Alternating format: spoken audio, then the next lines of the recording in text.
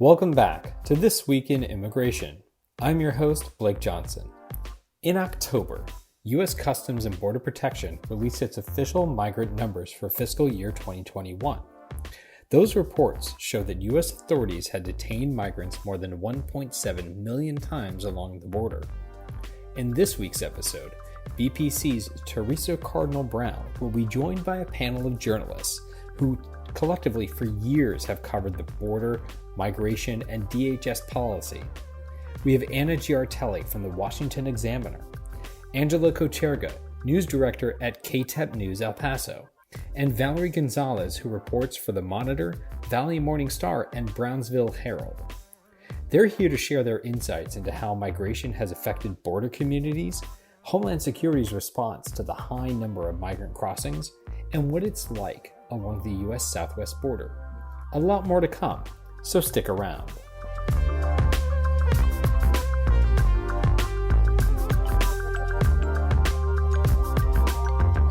Thanks, Blake, and I am so glad to be able to have three fantastic journalists who cover the border with me here today to help all of us understand the border region better.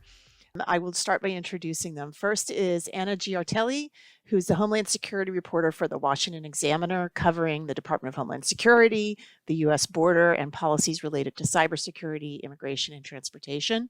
She previously worked for CQ Roll Call and Cox Media Group, and she regularly makes national scoops with inside information from U.S. Customs and Border Protection and the Border Patrol.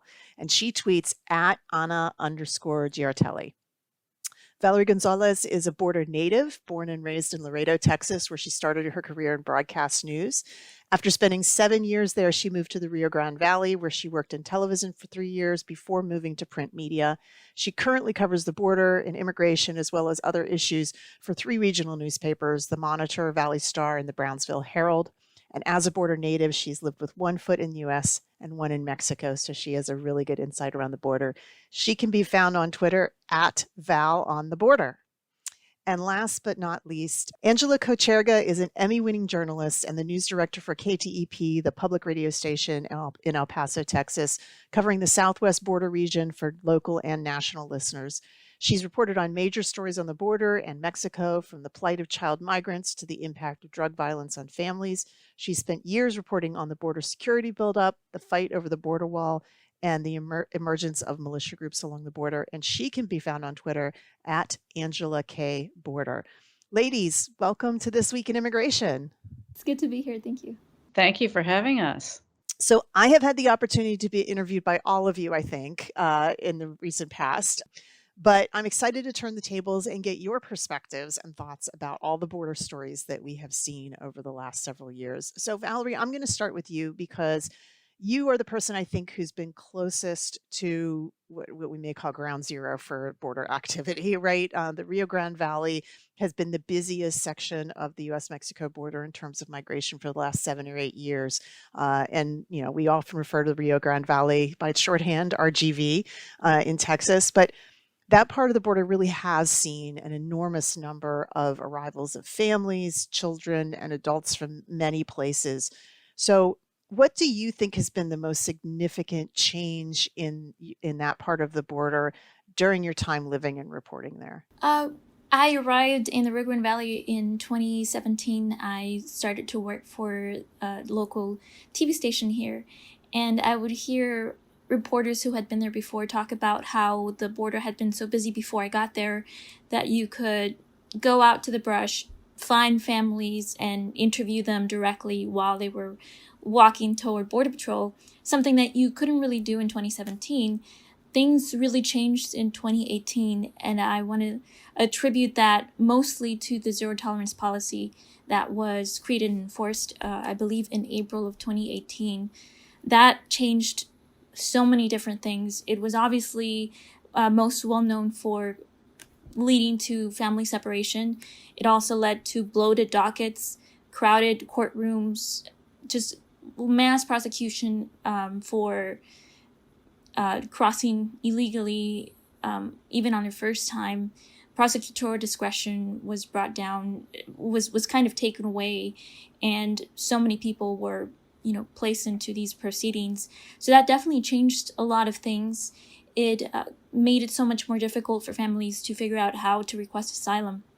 I remember that around that time, and I want to say it was actually probably closer to the beginning of 2019, I was out in Reynosa and I followed a family who had come from Honduras and they were coming in through Reynosa. They wanted to request asylum, but they didn't know how. And they decided, because they had heard of these family separations happening, that maybe it would be best if the father would cross with the little girl and the mom would cross with the two young boys.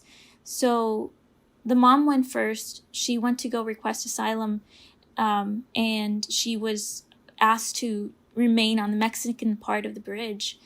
I was with them. I noticed the kids were a little fussy, so I offered to buy them something to eat and bring it back to them while they waited, because I figured that they would be waiting for a while. That was when metering was just starting.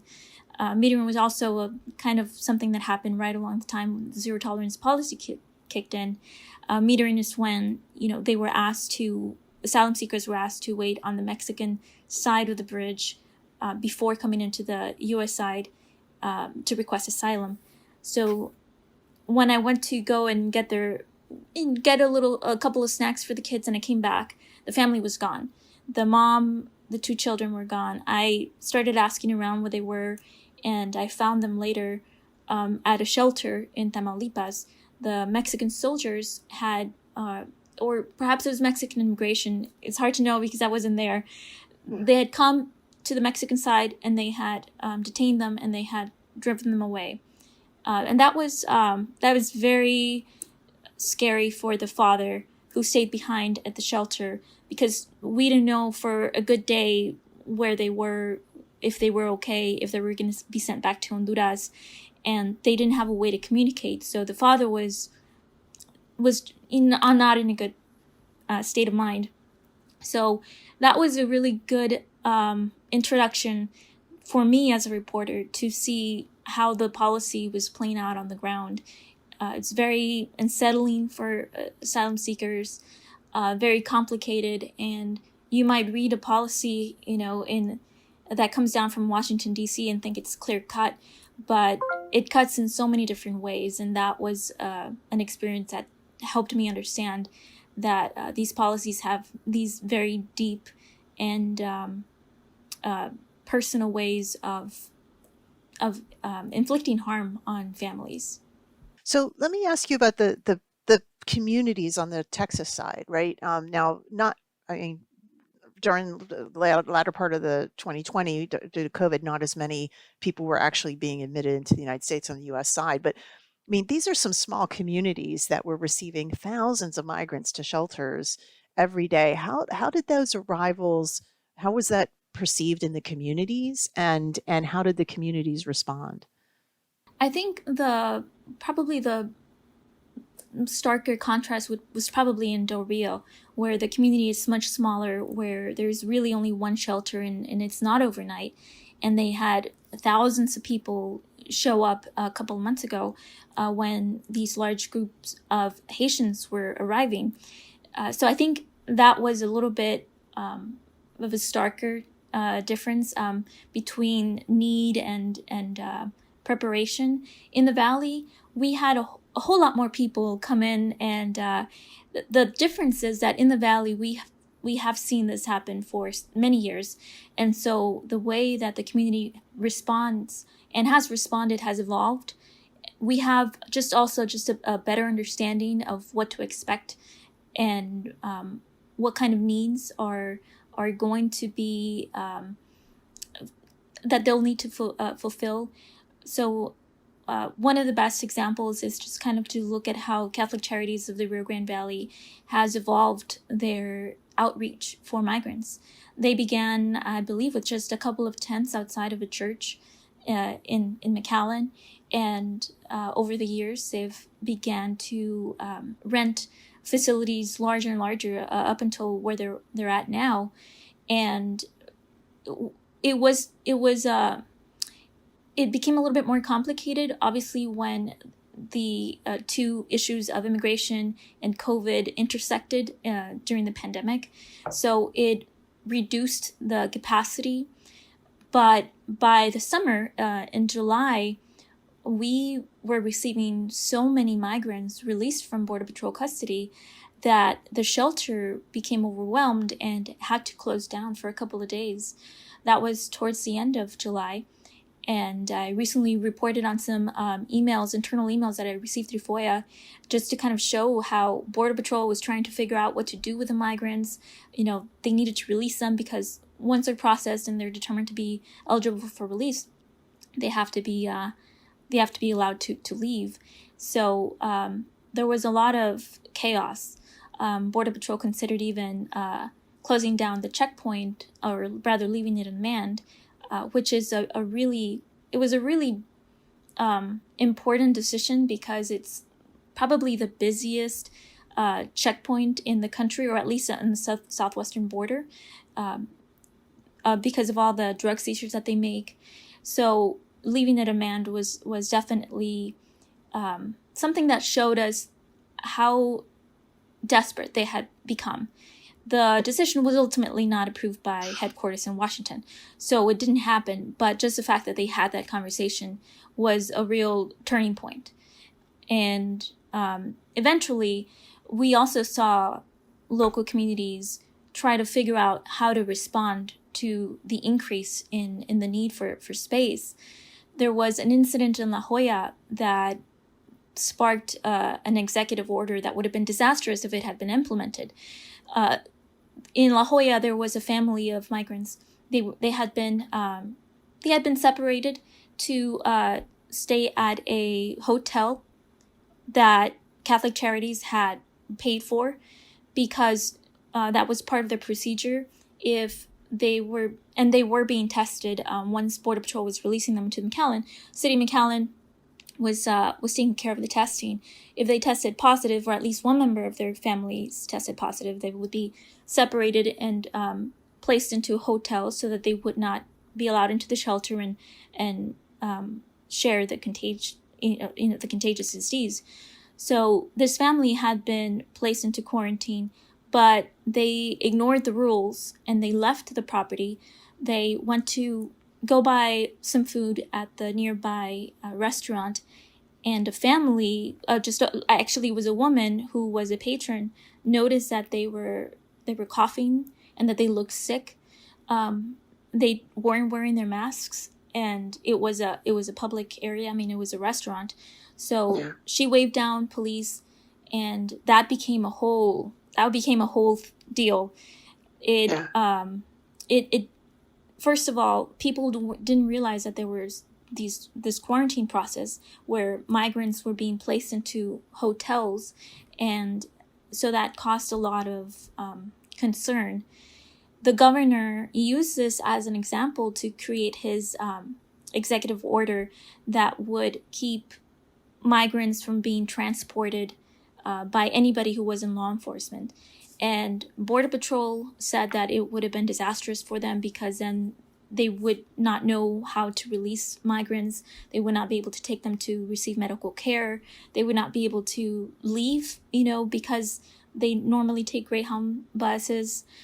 So it would have been disastrous in so many ways. Ultimately, through legal intervention, it didn't happen. The executive order has yet to be enforced. But all of this was happening in late July, early August. And even this Democratic community decided to do two things, I think, that were that some people thought were flip-flopping on their political stances. But if you look closely at the decisions, they were not made out of a political stance. So one of the things that the Hidalgo County judge did was declare a local disaster declaration, so that way they can request federal funding later. Something that he had chosen not to do earlier into the year when the governor asked for it, because it was part of the governor's broader border plan, and he didn't feel that at the time it merited it. And later on, he did declare a local disaster, but it was different from what the governor wanted. It was not going to allow for the prosecution of migrants for entering or trespassing, which is what the state of Texas was doing and is still doing. So they did that, and the city of McAllen also followed suit. The city of McAllen also moved the shelter, the drop-off site from McAllen to Anzalduas Park, which is further away from the community, and that was very much due to pressure from residents.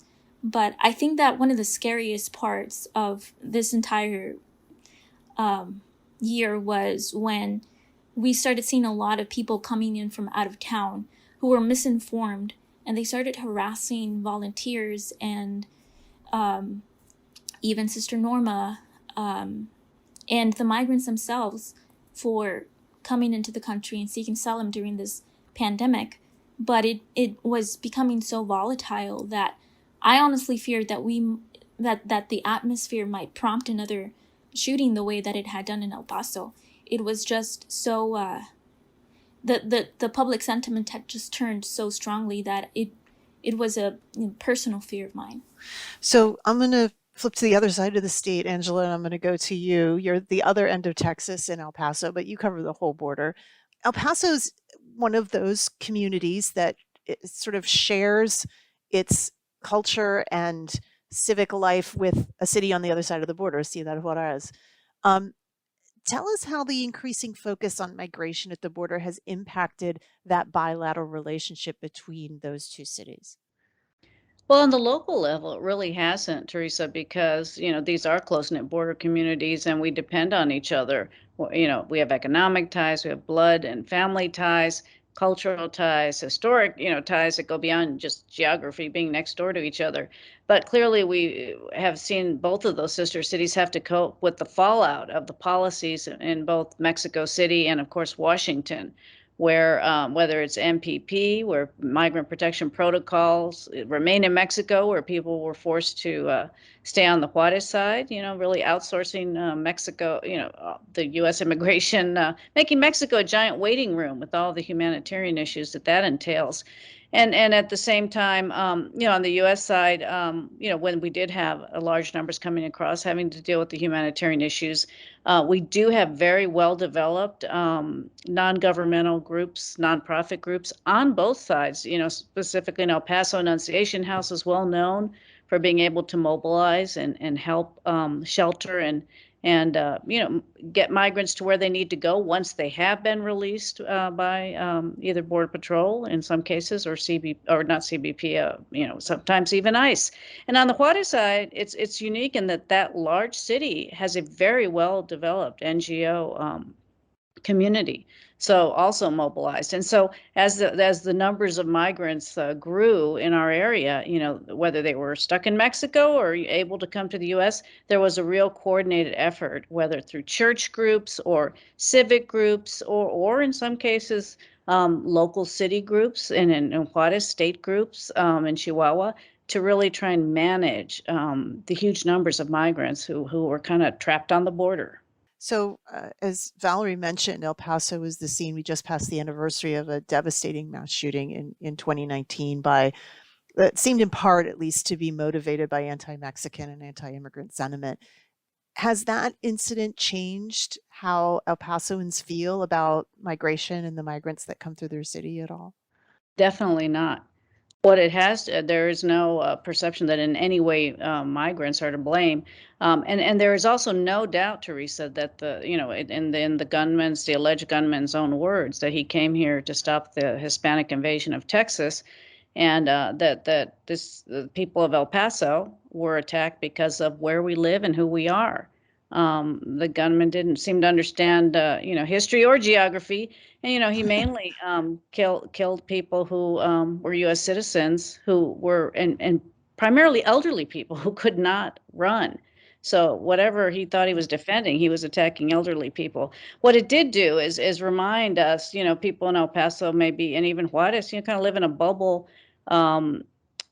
Did not feel threatened up to now. The border's been a huge focus of, security. But in this case, the people I interviewed for an anniversary story said, we were all looking at the border and all the attention, all the resources were directed south of the border, or, protecting the homeland. When in this case, it was domestic terrorism that we had to deal with. And the people who were attacked, we were attacked by someone who lived, drove all the way from the Dallas area, 600 miles to target U.S. citizens in El Paso shopping at a Walmart for back to school supplies on a quiet Saturday morning. So that extremist violence that's now become a big focal point for the rest of the country, we lived it and know that it exists, and it can be a lone solitary person, but a lot of damage can be done. So Anna, I want to turn to you. You're a recent resident of Texas, having come from Washington, and you cover the border for a Washington, D.C. based paper looking at the national impact. So since you moved from Washington to Texas, what have you learned about the border region that you didn't really realize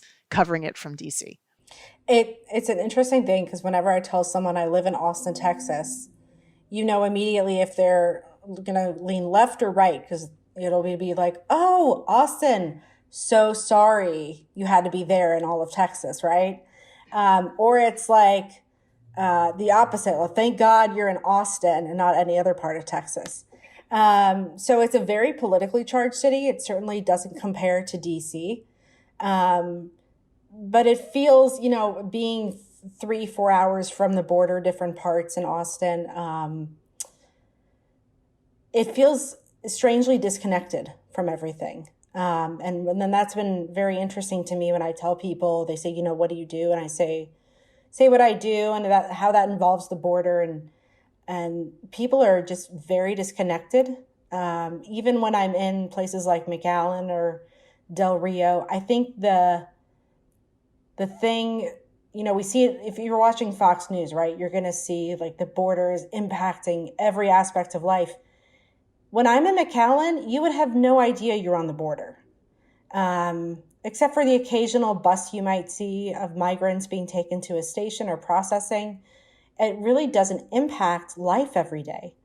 And so for me, it's just it's always interesting to see just how it doesn't do. The news is going to portray it, and depending on the news outlet, right, they might portray it certainly a bigger or smaller than it is. But it kind of goes back to, who you're talking to and how they approach it. Well, you do have a lot of contacts in CBP and at the Border Patrol, and you try to report about the border from their perspective, which doesn't always get told. What do you see as the greatest challenges that CBP and Border Patrol are facing in trying to manage the border right now? I think they're trying to figure out what their mission is in the next few years and how that's changing.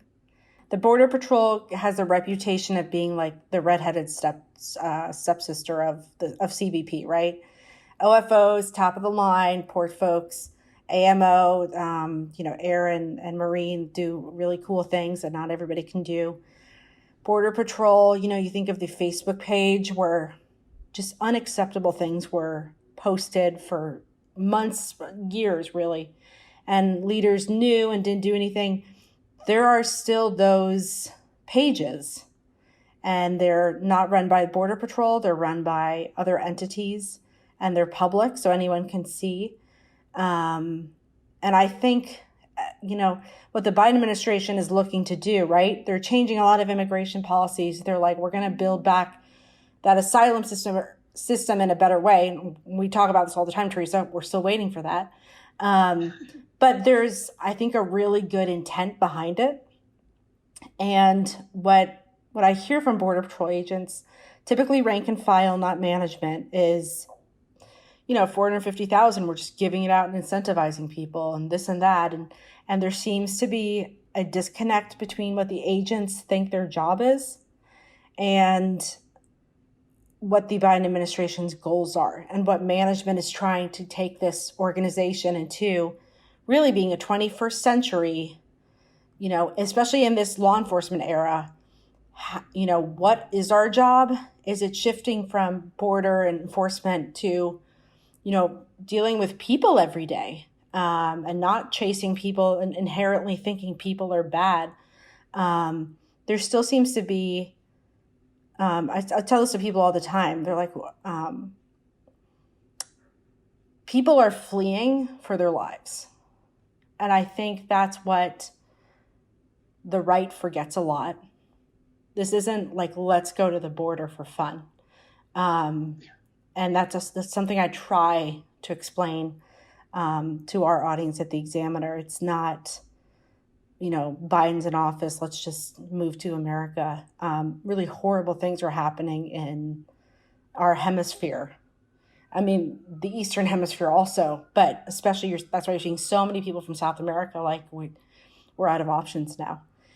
And so I think there's a disconnect between what agents think their jobs are and what they're, how they're going.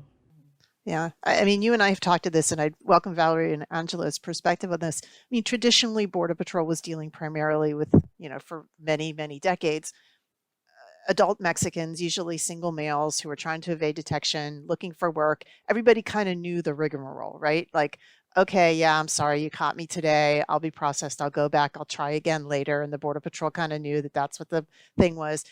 This is different, right? This is families and kids in desperate situations applying for asylum. It's not the kind of system that they're used to, and yet a new system hasn't really come about to kind of address that. And so, Valerie, from what you said, it sounds very much like communities along the border are basically creating that system themselves, right? The working with the nonprofits and connecting with Border Patrol and how you deal with migrants after they're released. Angela, you said the growing NGO communities in El Paso and Juarez to try to manage, and assist the migrants where they can. So it's sort of ad hoc. Do you think that I guess one of the questions that we look at from DC and in a research perspective is this fundamentally a change in the border? Is it, we've been dealing with this now probably at least since 2014. Is this permanent? Is this just how it's going to look from now on? I think, that impacts what people think the solutions are, right? Can you just do something that will reduce the numbers in a little bit? What do you feel like living and reporting down there? Do you think that this is something that could be, managed with sort of the traditional elements that have been in there in the past, or you think this is something different? Well, we're seeing, as you said, this has been going on for, dating back multiple administrations, and we have to stop saying, well, it used to be like this. This is how we have always done it. We are starting to see adapting the holding space, even if it's briefly, for children and families, so you don't have them we had horrible conditions in the previous administration, where people were overcrowded in these very unhealthy holding cells that were not designed, and the Border Patrol is the first to tell you that. And agents really just overwhelmed dealing with, this new type of family migration. I interviewed agents who said, I had to put baby seats in the back of my truck, and then I had to buy diapers, and some of them didn't know how to change diapers. Clearly, the ones that were parents did, but it was just overwhelming. And they were concerned there would be, they told leadership, at least in the El Paso area, that we're going to have a tragedy. And we ended up having 2 children die in custody in El Paso. And so very sad, stressful, difficult situations for agents. But again, everything lags, and we have to stop saying, well, it's always been like this. We've had, women coming for years, and people, wanting to bring their families. Now we have the asylum backlog, and we have to figure out a way to deal with that, because it takes so long that, even if many, in fact, most will probably not get asylum. Maybe they'll stay for 3 years and, they have permission to be here while their case moves through courts. In the end, that's almost like a temporary work permit. Maybe they'll get kicked out, but at least they raise a little money to go back to wherever they're from, and they're a little better off. And if they're fleeing for their lives, maybe whatever drove them out of the country, they can go back, they hope, safely. But yeah, the current situation is it looks nothing like the past, and we have to stop looking back and start looking ahead and trying to get ahead of the issue. Valerie, what do you think? I agree with especially with the facilities being designed and being so outdated. Same problem here with all of our facilities, not just Border Patrols, but also the facilities at the bridges. When asylum seekers come, they request asylum, and they were being metered. They were being told that there wasn't enough room. I remember when they gave us a tour, we did see that there were a lot of holding cells, but then they explained how they have to take into consideration TVP, oh my goodness, I'm forgetting the TVPRA, the Trafficking Victims Protection Reauthorization Act for kids and families. Yeah. Yes, and the Florida settlement as well, to make sure that they're not in violation of those. They also can't place unaccompanied children with single adults. So all of these different policies and procedures need to be adhered to. And so even when you do divide the space in a way, that's for maximum holding capacity, it's not going to work out. So I definitely agree with what Angela's saying. We have to stop thinking that this is temporary. Look at the trends over the last couple of years and see that clearly it's becoming, more of the ordinary, right, kind of immigration, where it's not just men looking for better job opportunities or coming to see their families here for a brief period, working and going back home. These are families who want to live here, who want to join the rest of their relatives, or many times some of their children who want to come and be with their parents. So they need to come up with a system that addresses, especially, when there are large spikes. For example, Del Rio, they were ill prepared, and they shouldn't have been. There was, there, like in Donna, there is soft-sided facilities that you can build, and even though they're not ideal and they have their own problems, there are some sort of immediate responses that could be created as just temporary solutions until processing can be figured out. But yes, I do think that this is a new norm, and we should not, or at least the administration should start looking at longer term solutions. Anna, from your perspective and your reporting, you said the Border Patrol is trying to figure out what their job is. I mean, what are they saying they want to see? They want it back the old way, and it's not going to work. They really, I think a lot of them see themselves as going out after the bad guys. And I think there's a whole mentality shift that needs to take place. Now, that doesn't speak for everyone, but, I was thinking about what Valerie just said. They knew in Del Rio what was coming weeks in advance. The intel guys at Border Patrol, 2 guys at headquarters told me, we knew you can't have a group of Haitians, tens of thousands, coming through Mexico and not stick out. So their intel guys knew in CBP nothing was done. And we've seen that under the Trump administration plenty of times. There was probably more intent to not do anything under Trump. Under Biden, it's with, his own politicals, the DHS and in CBP, it's kind of like, why isn't anything getting done? But I think looking at the shift, when I started covering CBP, I never thought we'd hit 100,000 encounters in a month. I never imagined we'd hit 200,000 over and over and over again. And I don't see this changing. I don't see it going down anytime soon. I think it's actually going to go up because there's so much going on. And as word gets back elsewhere, I think what we're going to start seeing is, like you were saying with the asylum seekers, being here for a period, what the Biden administration has done with ICE is make the priorities for arrest and removal so high that unless you have committed a serious crime and been convicted, you're not going to be a candidate for even arrest. So that means anyone who doesn't show up or is ordered deported or removed by ICE, they're not going to be a priority for ICE to go after. So I wonder long term, I don't think anyone who's coming now is going to leave voluntarily or involuntarily for those who are denied asylum claims.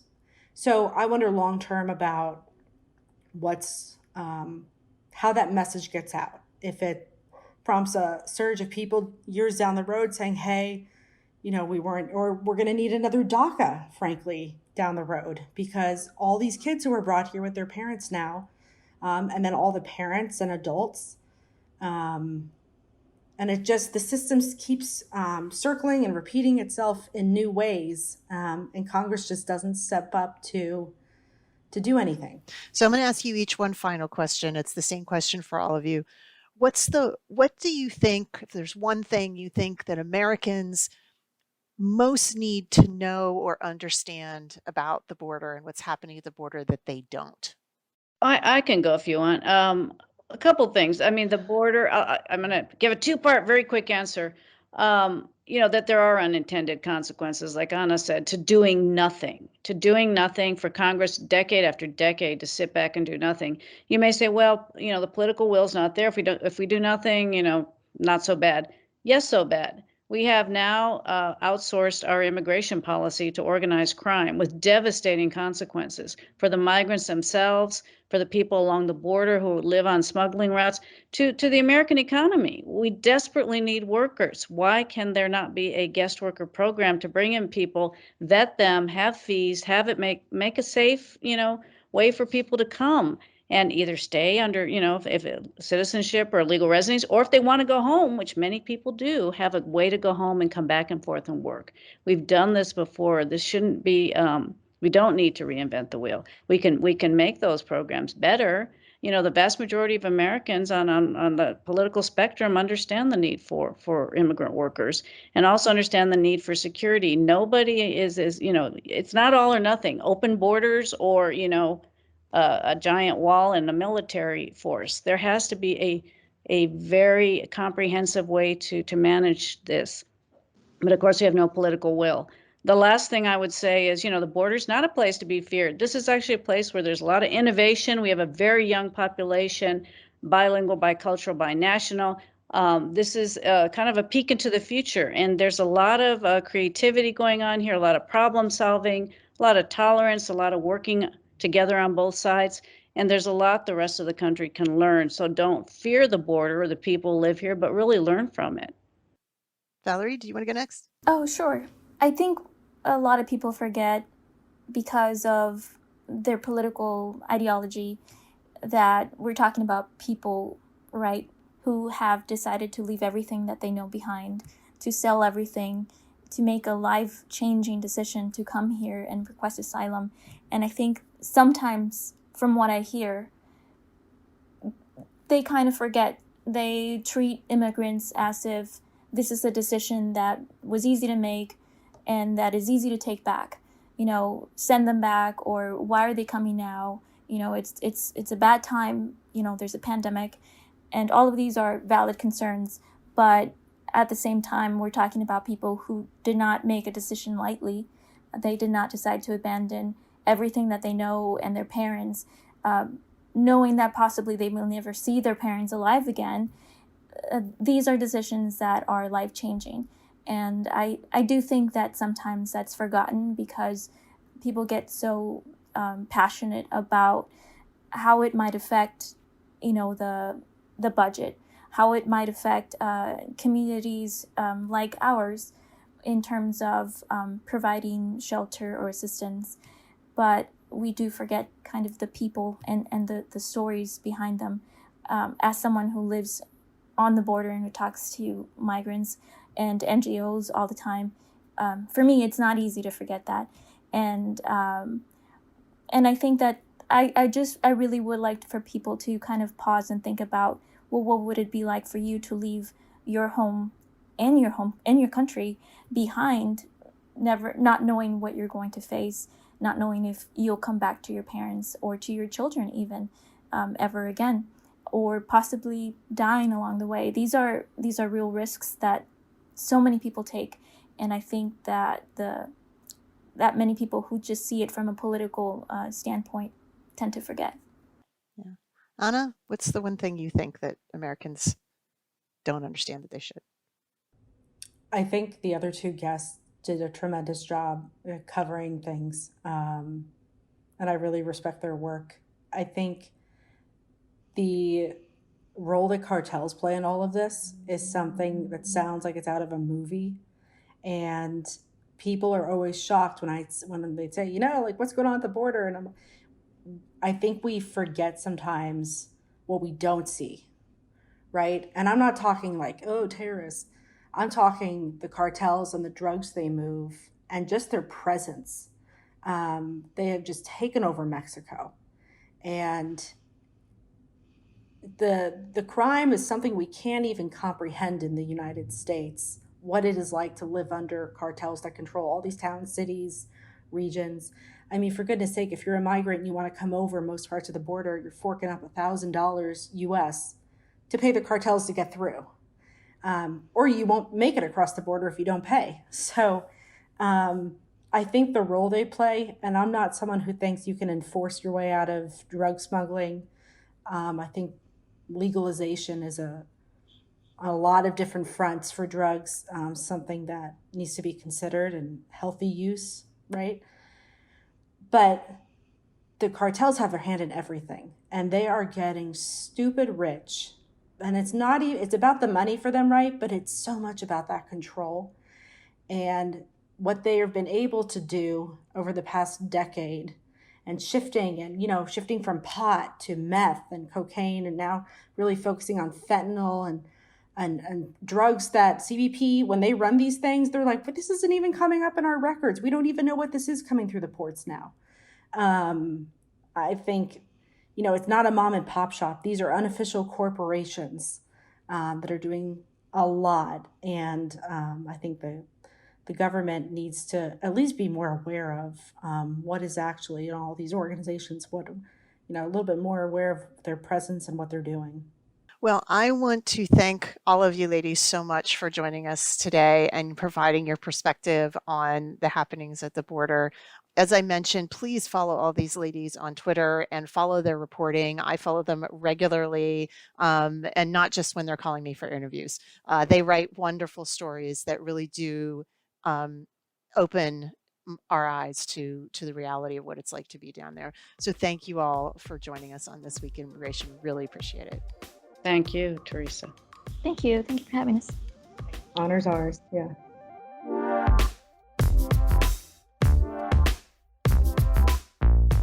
Let me just echo Theresa and say a big thank you to Angela, Valerie, and Anna for joining us this week. You guys provided a lot of great insight for our listeners. And that'll do it for our show. One last reminder to rate, subscribe, and review this podcast on Apple Podcasts, Stitcher, Spotify, or your favorite podcast platform, and share it with your friends and colleagues. You can also find more information on all the issues we discuss here on the show at bipartisanpolicy.org/immigration. You can follow us on Twitter at BPC_bipartisan.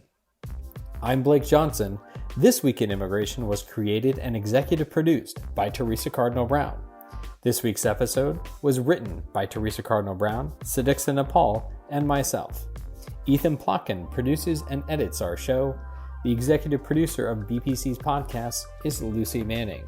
See you next time on This Week in Immigration.